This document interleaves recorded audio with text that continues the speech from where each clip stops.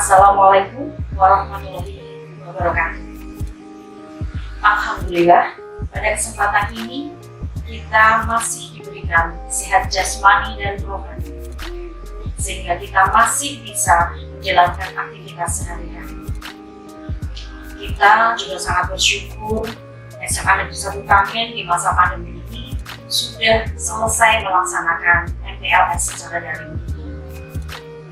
Kami atas nama pihak sekolah sangat berterima kasih kepada Ananda sekalian telah mengikuti kegiatan ini dengan penuh semangat dan tanggung jawab.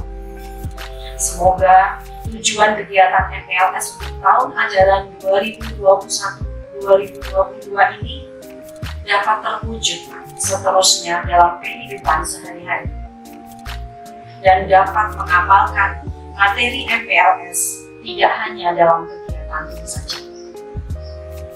Setelah berakhirnya kegiatan MPLS ini, semoga anak-anakku sekalian bisa belajar dengan sungguh-sungguh dan dengan penuh disiplin, sehingga jika hal tersebut dibiasakan, maka akan tumbuh tanggung jawab terhadap diri, juga tanggung jawab terhadap orang tua, bangsa, dan negara. Anak-anakku yang sangat saya banggakan, sebenarnya Bapak Ibu guru menginginkan bisa belajar dengan tatap muka agar kegiatan belajar mengajar dapat berjalan dengan efektif dan efisien sehingga menjadi lebih maksimal.